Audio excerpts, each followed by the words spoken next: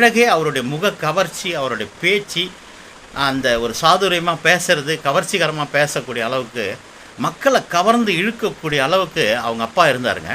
ஆனால் இவர் தாடி வச்சுக்கிட்டு ஒரு பார்த்தீங்கன்னா ஒரு கட்சி தலைவருக்குரிய ஒரு அந்த லீடர்ஷிப் குவாலிட்டின்னு சொல்லுவாங்க. அந்த அப்பியரன்ஸ் இன்க்ளூடிங் அப்பியரன்ஸ் அந்த தோற்றம் கூட ராகுல் காந்தி கிட்ட கிடையாதுங்க.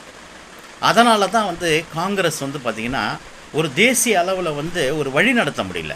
ஆனால் மாநில ரீதியில் பல மாநிலங்களை சில இப்போ புதுசாக ஆட்சியெல்லாம் பிடிச்சாங்க, இல்லைன்னு சொல்ல.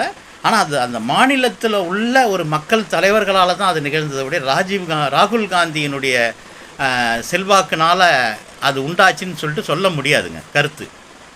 அதுபோல் பார்த்திங்கன்னா இவங்க 2 பேரும் களம் இறங்கியிருக்கிறாங்கன்னும் போது காங்கிரஸ் கட்சியில் வழி நடத்தக்கூடிய அளவுக்கு, நாட்டை வழி நடத்தக்கூடிய அளவுக்கு தலைவர்கள் இல்லாத காரணத்தினால இந்த தேர்தல் முடிவு எப்படி இருக்கும்னு சொன்னால் என்னுடைய கருத்துங்க, மீண்டும் நரேந்திர மோடி தான் ஆட்சிக்கு வரக்கூடிய ஒரு சூழல் இருக்குது.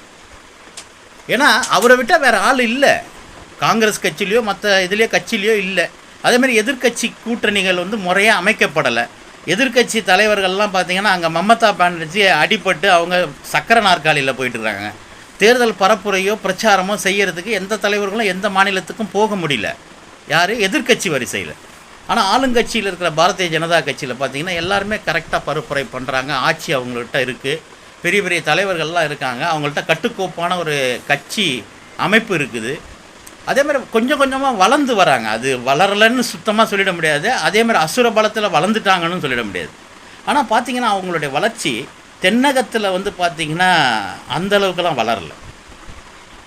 அமைப்பு ரீதியாக வேணால் வளர்ந்துருக்கலாம், ஆனால் மக்கள் மத்தியில் ஒன்றும் வளர்ந்ததுக்குண்டான அறிகுறிகள் இல்லை. இதுதான் உண்மை.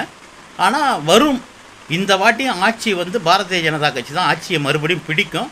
ஆனால் 270 280 300க்குள்ளே தான் சீட்டை பிடிக்கும். மெஜாரிட்டியாக அவங்க சொல்கிற மாதிரி 450 சீட்டுகளை பிடிப்போம்லாம் சொல்கிறதெல்லாம் நடைமுறைக்கு சாத்தியமில்லாத ஒரு விஷயம். ஆட்சி அமைப்பதற்குண்டான பலத்தை பாரதிய ஜனதா கட்சி நிச்சயம் இந்த வருகின்ற நாடாளுமன்ற தேர்தலில் பிடிக்கும், ஆட்சியை மறுபடி கைப்பற்றும். இதில் எந்தவித மாற்றமும் இல்லை. ஆனால் அதே சமயம் காங்கிரஸ் கட்சியும் அதன் எதிர்க்கட்சி அணியில் உள்ள மற்ற கட்சிகளும் அவரவர்களுடைய பலத்திற்கேற்ப காங்கிரஸ் 150 இடங்களுக்கு மேலாக வெற்றி பெறும். மற்ற கம்யூனிஸ்ட் கட்சிகள் மற்ற மாநில கட்சிகள்லாம் மற்ற இடங்களை அவரவர்கள் பங்குக்கு தகுந்த மாதிரி 25 30 15 என்று கைப்பற்றுவார்கள்.